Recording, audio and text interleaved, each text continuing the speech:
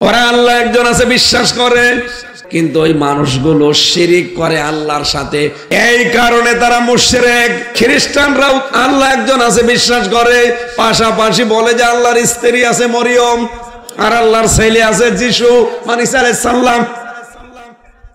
এরা তো তাও এক খোদা তিন খোদায় আছে, আর আমাদের পাশে দাদা বাবুরাও 1 2 3 না, ওরা দেবতা মানে 33 কোটি। ওদের আবার ঝাল আরো বেশি।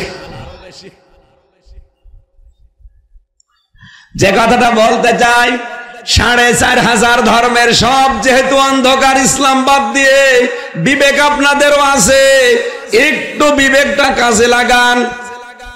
যেহেতু এই যে পৃথিবী একদিন আমাদেরকে ছেড়ে যাওয়াই লাগছে, সুতরাং আপনি ফিরে আসবেন আসল ধর্মের দিকে।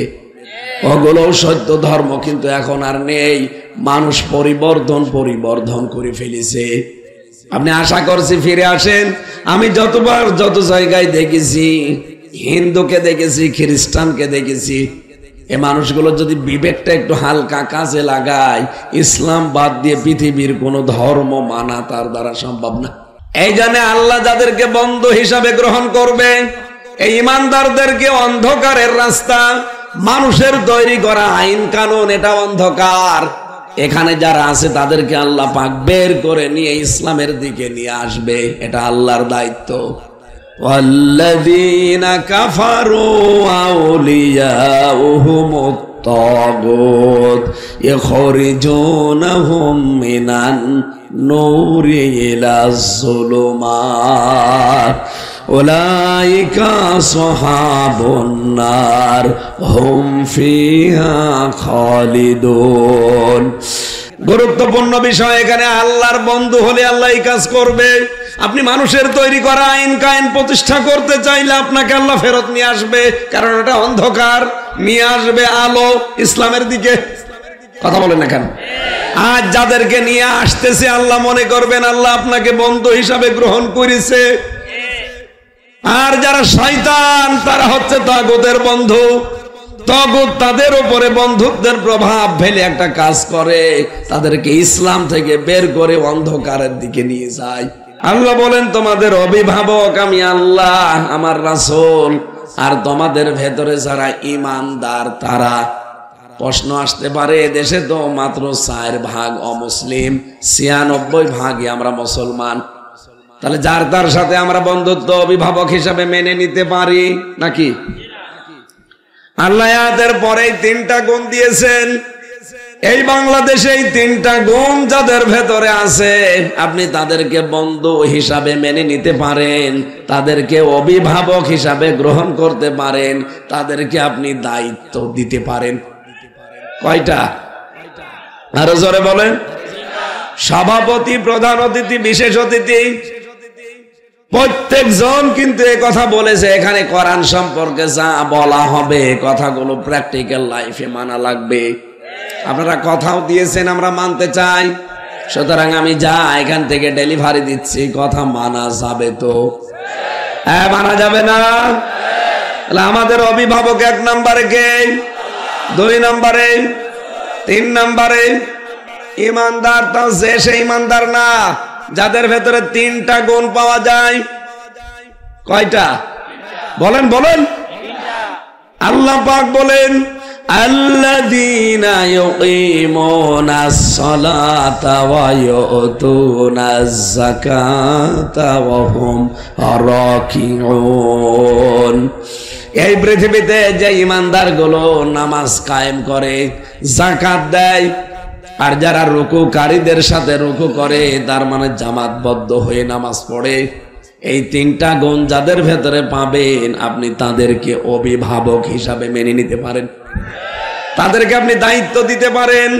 ব্যক্তি, পরিবার, সমাজ আর রাষ্ট্রের এই 3 গুণে গুণান্বিত মানুষদেরকে যদি দায়িত্ব দেওয়া যায়, অমাই ইয়াতাওয়াল্লাল্লাহা ওয়া রাসূলাহু ওয়াল্লাযীনা আমানু, যারা আমি আল্লাহ, আমার রাসূল এবং ঈমানদারদের দিকে ফিরে আসবে, ফাইন্না হিজবাল্লাহি হুমুল গালিবুন, এই মানুষগুলো আল্লাহর সেনাবাহিনী, আল্লাহর সৈনিক, এবং এরাই বিজয়ী। বলেন সুবহানাল্লাহ। এটা বাংলা অর্থ ছিল। এবার আসেন তো আমরা তাফসিরে যাচ্ছি। নির্ভরযোগ্য তাফসির হিসাবে আমি ফি জিলালিল কোরআন, তাফহিমুল কোরআন আর ইবনে কাসির এই তিনটার রেফারেন্স বেশি দিচ্ছি, আপনি মিলিয়ে দেখবেন। এই যে বন্ধু, এই শব্দটা আল্লাহ প্রথমেই দিয়েছেন। ইন্নামা, ইন্না দিলেও তো অর্থ হয়ে যেত, মা দিলেন কেন? আরবি গ্রামার অনুযায়ী ইন্না মা যখন যোগ হয়ে যায় তখন বাংলা অর্থ দাঁড়ায় কেবলমাত্র, শুধুমাত্র, একমাত্র। কথা বুঝতেছেন? সূরা কাহফের শেষের দিকে আপনি এরকম একটা আয়াত দেখবেন, কুল ইন্নামা আনা বাশারুম মিসলুকুম ইউহা ইলাইয়া। আল্লাহ পাক বলেন, নবী আপনি বলেন আমি কিন্তু তোমাদের মতোই মানুষ, আমি শুধুমাত্র, কেবলমাত্র, একমাত্র তোমাদের মতো মানুষ। হ্যাঁ, পার্থক্য এতটুকু, আমার কাছে ওহী আসে, তোমাদের কাছে আসে না, এইটাই। এটা আবার আলাদা বিষয় আছে, আমি ওদিকে গেলাম না। আমি ইন্নামার শব্দটা বোঝানোর জন্য বলেছি, এটা কেবলমাত্র, শুধুমাত্র, একমাত্র এইটা বোঝানোর জন্য আসে। আল্লাহ আয়াত শুরুই করে দিয়েছেন ইন্না, না ইন্নামা। রব্বুল আলামিন বলেন ইন্নামা, অবশ্যই, অলিজন, অলি মানে 33টা অর্থ পেয়েছি অলির। অলি মানে বন্ধু, অলি মানে অভিভাবক, অলি মানে প্রতিবেশী, অলি মানে সাক্ষ্যদাতা, এরকম 33টা অর্থ আমি পেয়েছি তাফসিরে। আপনাদের অভিভাবক, আপনাদের বন্ধু, আপনাদের প্রতিবেশী, আপনাদের সমর্থক, আপনি যার সাথে চলতে চান, এই রকম মানুষকে মেনে নেওয়া লাগবে বন্ধু হিসাবে। বন্ধুর নাম কেন দিলেন? আল্লাহ রাব্বুল আলামিন যেহেতু আমাদেরকে বানিয়েছেন, আমাদের ভেতরের অবস্থা তিনি খুব বেশি ভালো জানেন। কথা বলো না কেন? আমাদের জীবনে প্রভাব পড়ে যাদের, তার সবচাইতে বেশি প্রভাব একজন জীবনে পড়ে বন্ধুর। একজন মানুষের জীবনে সবচাইতে বেশি প্রভাব পড়ে হয় বন্ধুর অথবা বান্ধবীর। কথা বলে না কেন? এজন্য বন্ধু নির্বাচনে খুব সতর্ক হওয়া লাগবে, কারণ এই কারণটাই আপনাকে হয় জান্নাতে না জাহান্নামে নিয়ে যাবে। বিশ্বনবী বলেন, এই পৃথিবীতে আমি সবচাইতে বেশি ভালোবাসি, বন্ধু হিসাবে গ্রহণ করেছি আমার আল্লাহকে, এরপরে আবু বকরকে। আমি যদি এরপরে আর কাউকে বন্ধু হিসাবে গ্রহণ করতাম তাহলে অন্য আরো একজনের নাম বলতাম, কিন্তু আল্লাহর পরে পৃথিবীতে আমি আর কাউকে বন্ধু মানি না। যদি কাউকে মানতাম তে আবু বকরকে বন্ধু হিসাবে গ্রহণ করতাম। যদি আবু বকর 20 বছরের প্রথম বন্ধু ছিলেন নবীজির, এরপরেও তিনি সর্বপ্রথম আবু বকরের নামও বলেন নাই, নাম বলেছেন কার? আরো জোরে বলেন। এখন আমরা আল্লাহর বন্ধু হতে হলে কি করা লাগবে? কোরআনে কারীম জানিয়েছে। আল্লাহ রাব্বুল আলামিন সূরা বাকারার ভেতরে এটা বেশি,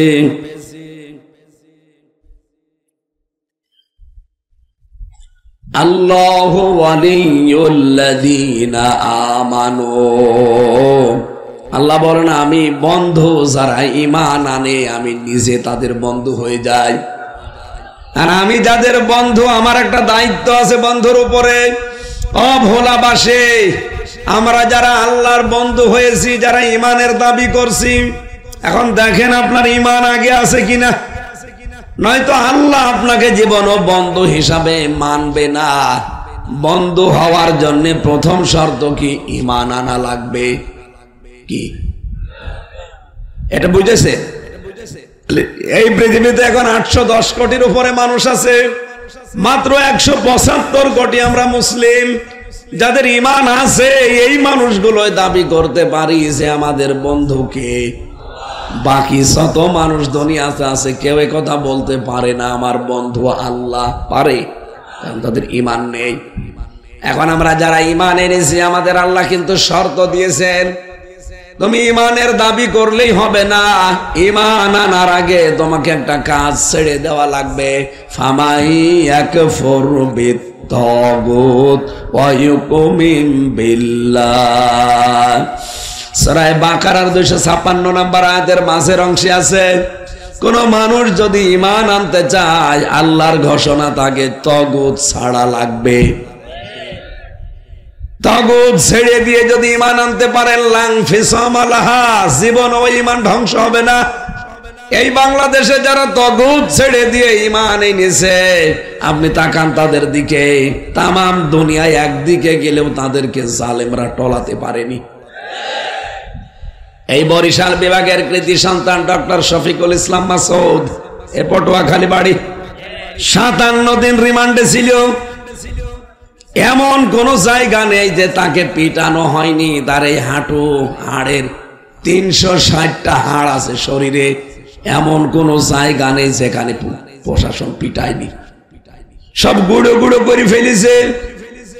বাংলার ইতিহাসে 57 দিন রিমান্ডে থাকার পরে একটা যুবক মানুষ কোর্টে উঠতে পারে না, পুলিশে ধরে নিয়ে যায়, হুইল চেয়ারে নিয়ে যায়।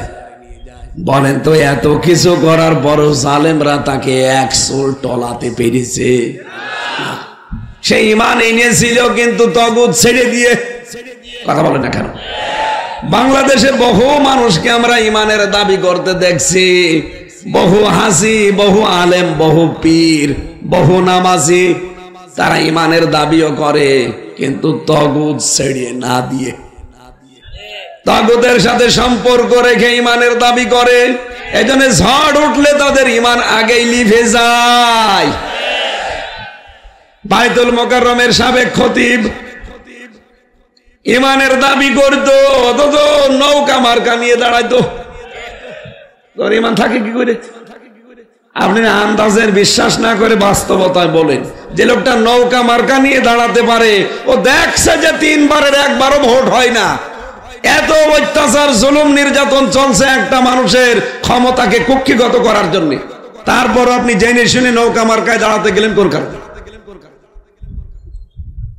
আপনার যে ঈমান নেই এইটাই তার প্রমাণ। আবার ইমামতি করতে গেছে, ঈমান নেই, ইমামতি করতে গেছে।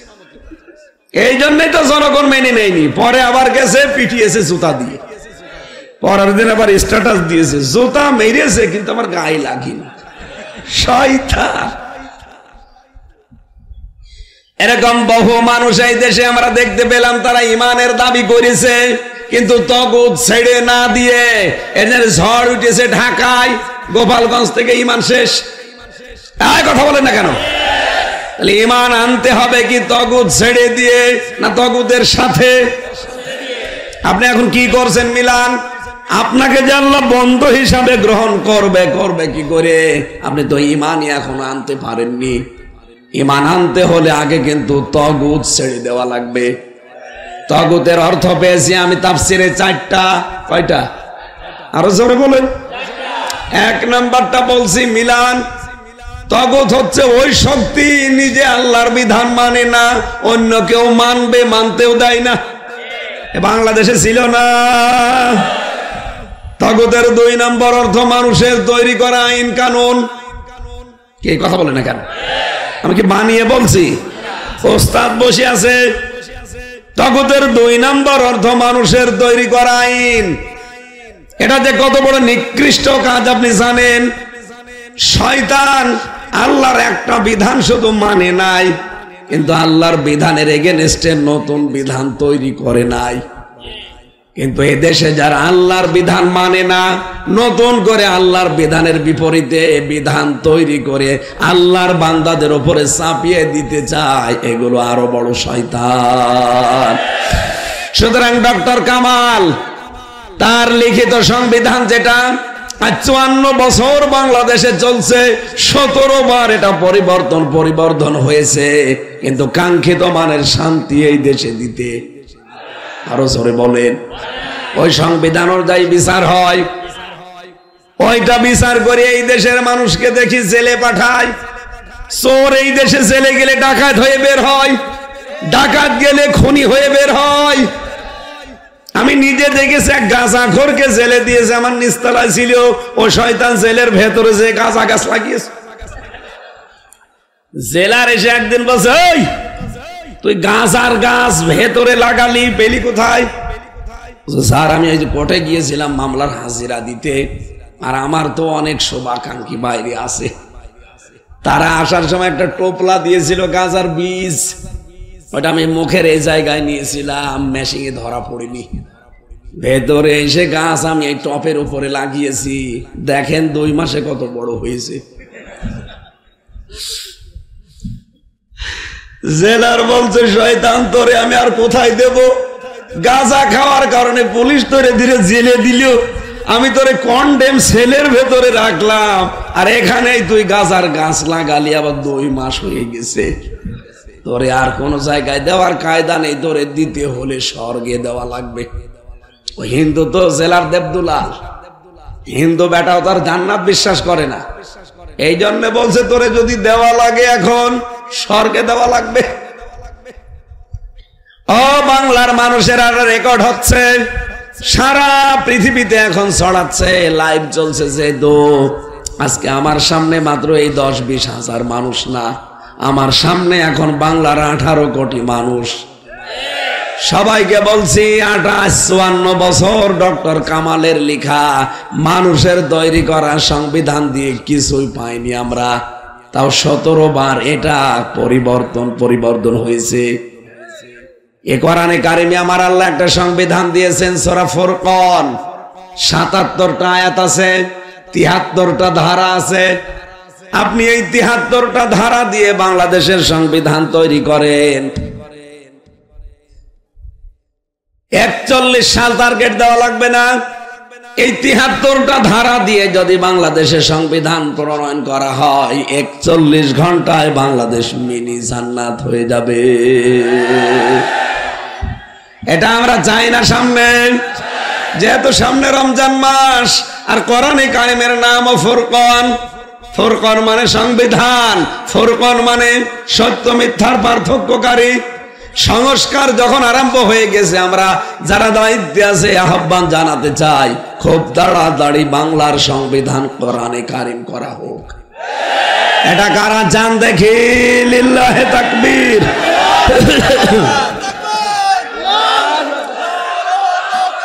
আলহামদুলিল্লাহ।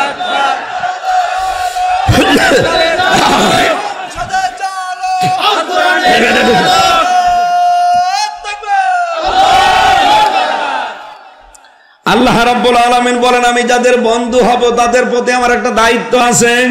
ইখরিজুহুম মিনাজ যুলুমাতি ইলান নূর, তাদেরকে আমি অন্ধকার থেকে আলোর দিকে নিয়ে আসব।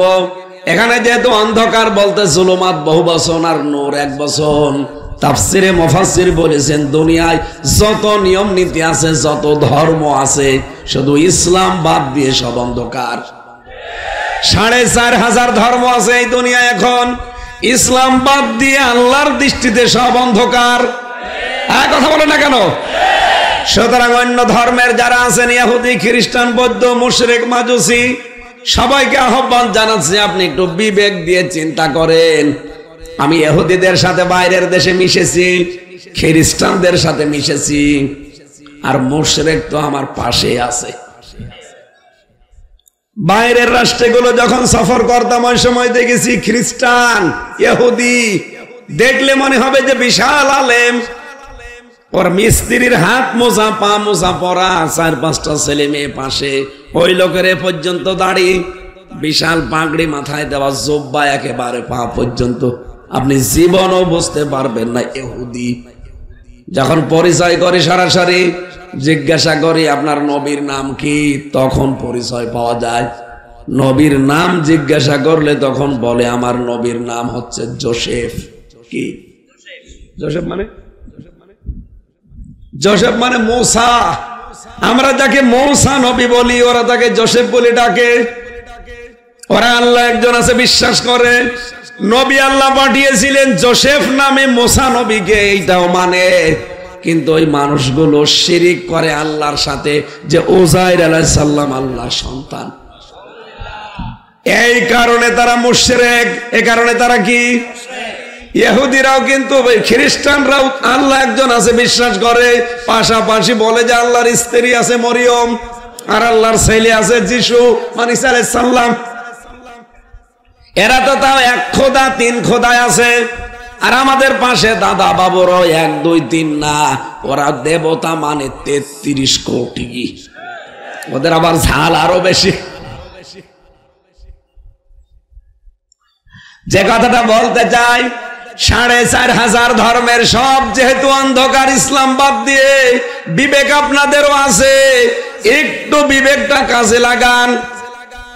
যেহেতু এই যে পৃথিবী একদিন আমাদেরকে ছেড়ে যাওয়াই লাগছে, সুতরাং আপনি ফিরে আসবেন আসল ধর্মের দিকে। ওগুলো সত্য ধর্ম কিন্তু এখন আর নেই, মানুষ পরিবর্ধন করে ফেলেছে। আপনি আশা করছি ফিরে আসেন। আমি যতবার যত জায়গায় দেখেছি, হিন্দুকে দেখেছি, খ্রিস্টানকে দেখেছি, এই মানুষগুলো যদি বিবেকটা একটু হালকা কাজে লাগায়, ইসলাম বাদ দিয়ে পৃথিবীর কোন ধর্ম মানা তার দ্বারা সম্ভব না। কয়েকদিন আগে যশোরে কলেজের অধ্যাপক বিসিএস ক্যাডার লোকটা, স্যারকে বলেছিলাম যে আপনাকে আমি মুসলমান হতে বলি না, আর আমাদের ধর্মে জোর জবরদস্তি বাড়াবাড়ি নেই। আপনি শুধু আমাদের কোরআনে কারিম ইংরেজিতে, বাংলায়, যে কোনো ভাষায় পুরাটা একবার পড়বেন, একটু বুঝে পড়বেন। 3 মাস পরে দেখলাম লোকটা নিজের থেকে মুসলমান হয়ে গেছে।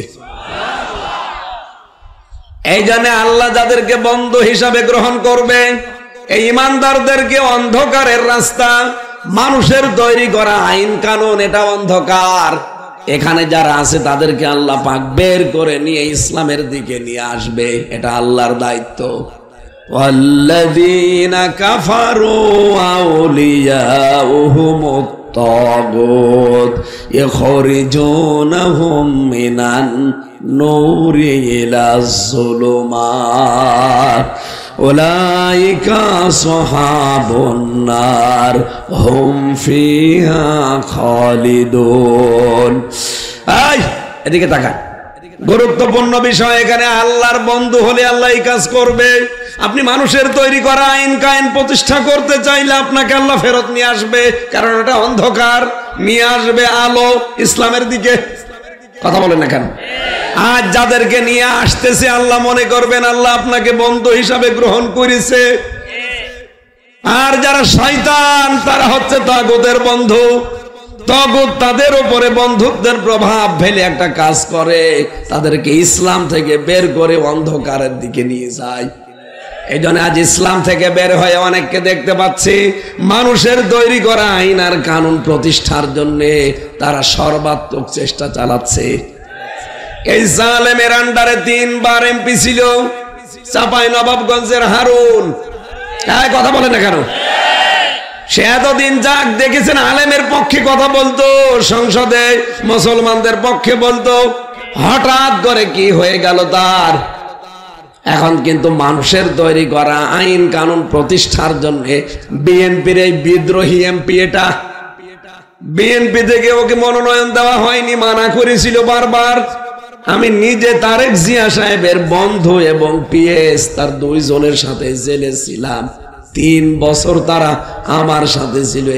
এই ভোলার একজন গিয়াসউদ্দিন মামুন, এখানে বাড়ি নাই জেলায়, বোরহানউদ্দিন। আর একজন ছিল ওনার পিএস মিয়ানুরউদ্দিন অপু। তারা বলতো হারুন এবং আর যেগুলো দায়িত্ব পেয়েছে বারবার আমাদের লিডার ওদেরকে মানা করেছে, ম্যাডাম খালেদা মানা করেছে, ওরা শোনে নাই, সুতরাং ওরা বিদ্রোহী। এই জন্য বিএনপির ভেতরে এখন আমি নাম ধরেই বলছি 2 গ্রুপ, একটা ডান আর একটা বাম। ডান গুলো সব তারেক জিয়ার কথা মেনে চলে, বাম গুলো এদেরকে দাদা বাবুরা একটু পেছন দরজা দিয়ে উস্কানি দিয়েছে। এই জন্য এখন ইসলাম আর আলেমদের বিরুদ্ধে কথা বলছে। 15.5 বছর এই জালেমরা যেই ভাষায় কথা বলতো, আমার মনে হচ্ছে এখন কয়েকজন উঠে পড়ে লেগেছে ওই ভাষায় কথা বলছে। এমনি বলছে না, এদের পেছন দরজা দিয়ে হাওয়া দিচ্ছে। কারণ কতগুলো চুক্তি হয়েছিল 15.5 বছরে, সব চুক্তি ইউনূস আসার পরে বাতিল করে দিয়েছে। চিন্তা করছে দোয়া পড়বো বিপদে। কোন দোয়া? ইউনূস তো পড়ার কায়দা নেই। ইউনূস দোয়া পড়বে, তারপরও হবে না, কারণ নাম ইউনূস, দোয়া ইউনূস বাদ। কন্যা তো আছে তাদের কাছে, কন্যা যে ফিরে আসবে, আসবে কি করে? 275টা মার্ডার মামলা কন্যার নামে। এই কারণে কন্যাও আর আসতে পারে না। বাকি যেগুলো দাঁড়াবে কোন মুখ নিয়ে দাঁড়াবে? 2732 জন মানুষ হত্যা করেছেন আপনারা, কোন মুখ নিয়ে জনগণের সামনে আসবেন? আসতেও পারে না। এই জন্য এখন মনে মনে সিদ্ধান্ত জানিয়ে দিয়েছে, এই দেশে আমাদেরকে দিনের বেলা যারা চলতে দেয় না তাদের রাতের ঘুম আমরা হারাম করে দেব। কয়েকদিন আগে মেয়র জাহাঙ্গীর সাবেক এটা বলেনি? এই জন্যই তো ডেভিল হান্ট চলছে, শয়তানের খোঁজে। একটা শয়তানা যেন ছাড় না পায়। যারা দেশকে অস্থিতিশীল করতে চায় সে যেই হোক। আজকে জামাত ইসলামী বাংলাদেশের একজনকে বহিষ্কার করা হয়েছে, আপনারা দেখেছেন। অবৈধ কাজের সাথে জামাত না, বিএনপি না, চরমনা না, যেই যাবে দেশের বিরুদ্ধে, ইসলামের বিরুদ্ধে, মানবতার বিরুদ্ধে, একটাকেও যেন ছাড়া না। আর আমরা তাড়াতাড়ি আশা করছি, বৈষম্যের শিকার ছিল এই 15.5 বছর যারা, এই 1628টা চেয়ারে যারা ছিল, সে যেই হোক, প্রত্যেকের চেয়ার থেকে নামিয়ে দেন, নতুন করে এই জায়গায় মানুষকে বসান। ডক্টর মোহাম্মদ অলিউল্লাহ যেভাবে একটা চেয়ার পেয়েছে, আমরা চাই এরকম বৈষম্যের শিকার যারা ছিল তারা এই চেয়ার গুলো পাক। এতদিন অবৈধ চেয়ারে বসে বহু অবৈধ কাজ করেছে। 9 দফার ভেতরে এই দফাটা আছে না যে আমরা সংস্কার চাই? কথা বলেন। এই জন্য আপনি নিজেই টের পাচ্ছেন আপনি কি আল্লাহর বন্ধু না শয়তানের বন্ধু। যখন দেখবেন আল্লাহর আইন বাদ দিয়ে মানুষের তৈরি করা আইন প্রতিষ্ঠার জন্য আপনি কাজ করেন, আন্দোলন করেন, দল করেন, বুঝবেন আপনাকে শয়তান দখল করে ফেলেছে। এখন যদি বলেন কিভাবে দখল করলো আমি তো বুঝি না, এদিকে আসেন। এখন যদি বাড়ি যায় আমি নিজে, আমার ম্যাডাম যদি আমার দরজা খোলার পরে গালি দেয়, কুকুরের বাচ্চা, আমার রাগ হবে না? না। আরে ভাই, আমি তো জ্ঞানী মানুষ, আমি জানি যে একটা ম্যাডাম শিক্ষিতা মেয়ে, সে একটা ধার্মিক বংশের মেয়ে, সে নম্র ভদ্র, কোনদিন আমার মুখের উপরে মুখ তুলে কথা বলে না, অথচ আজকে আমারে ডাক দিচ্ছে কুকুরের বাচ্চা বলে। অবশ্যই এর জিনে ধরেছে।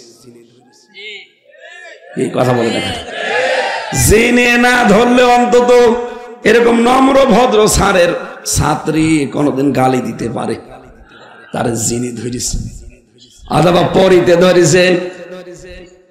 আপনি যখন দেখবেন যে আল্লাহর আইন আপনার কাছে ভালো লাগছে না, মানুষের তৈরি করা আইন কায়েমের জন্য আপনি আন্দোলন করেন, দল করেন, ভোট দেন, আপনি বিশ্বাস করে নেবেন আপনি আর মানুষ নেই, শয়তান আপনাকে দখল করে ফেলেছে।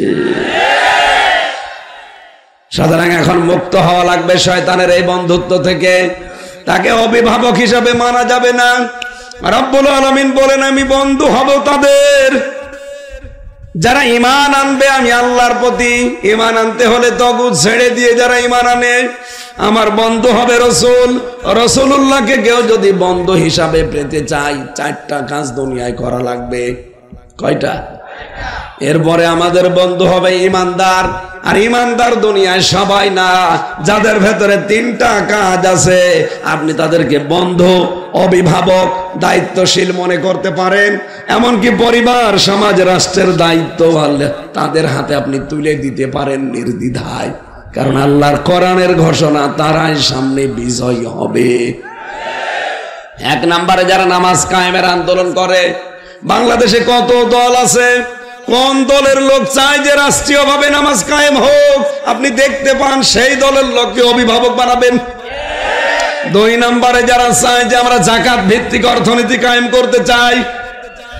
ইসলামী ব্যাংকে যেটা আছে, মোশারাকা আছে, মুদারাবা আছে, মোরাবাহা আছে, বায়ে সালাম আছে, বায়ে ইস্তিসনা আছে, বায়ে মুআজ্জাল আছে, বায়ে ওয়াহেদা আছে, এরকম 27-28টা নিয়ম আছে। বাংলাদেশের কোন ব্যাংকে ইসলামের এই নিয়ম মেনে পালন করা হয় বলেন?